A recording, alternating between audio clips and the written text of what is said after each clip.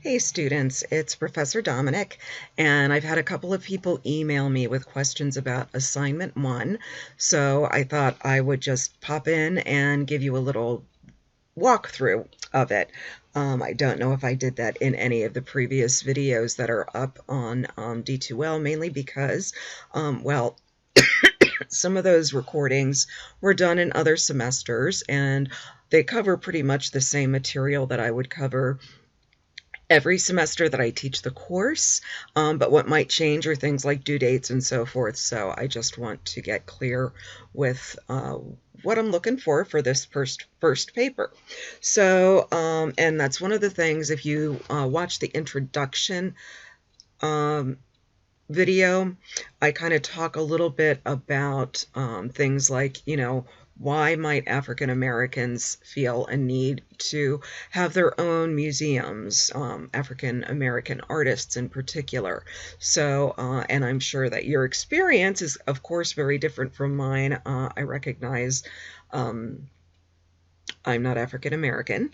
So, but I do know that it's something we absolutely have to think about and look at. So what I'm asking you all to do for this assignment, it's 4 pages, okay? So that's one cover page with 2 pages of text and a reference page, so that's 4 pages.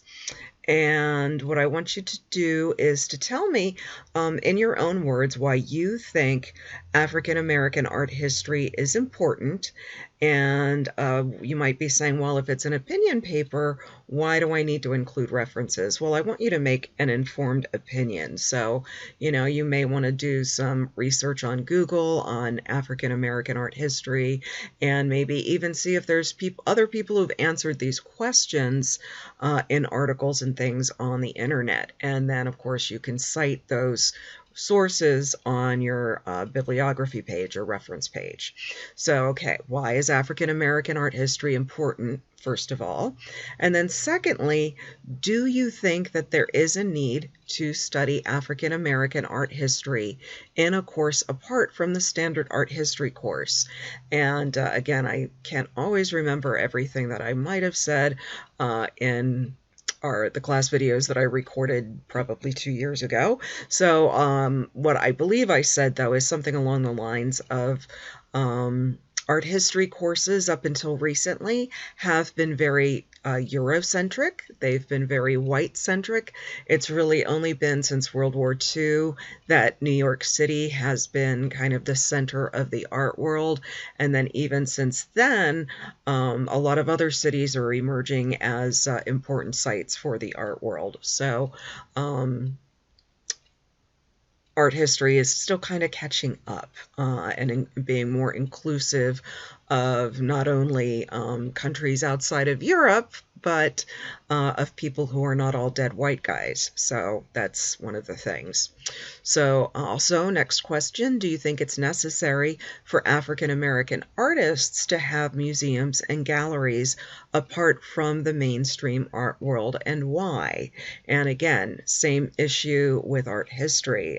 Sometimes for a very long time, museums like the Modern Museum of Art Modern Museum of Art, MoMA, Museum of Modern Art, that's it. Museum of Modern Art was not that inclusive. Now, things are changing and a lot of museums are trying to be more inclusive, but there was a time when that was not so. So with that in mind, do you think it's still necessary for African Americans to have their own museums and galleries? And then what is the value to you of African American art? And then next question, if African American artists have been able to and continue to be able to make and sell art outside the mainstream art world, is it important for them to get into mainstream galleries and museums? And then finally, and this is where, again, you'll want to do a little more research, you want to name 1 or 2 African American artists and the kind of work they do. Oh, and additionally, I have updated the due date since we're kind of getting things off a little shaky. I'm trying to get it together. I made it Friday, February 12th, 2021 at 11:59 p.m. All of my papers are due at 11:59 p.m. I will not shut down the Dropbox, however. I do accept late papers because I don't want you to fail. Please get your paper in, but don't wait until the end either. So there's that. All right, and then I have a rubric that kind of goes through where I'm putting points. So, little things about APA style, reasons why your paper might fall short of the mark or that it could, and so on. So hopefully all of that is fairly self-explanatory, and also hopefully this little recording has been helpful to you. And as always, if you have any questions or problems, please don't hesitate to send me a text or an email, and I will be very happy to help you out. So hope you have a great weekend, and I will talk with you all soon.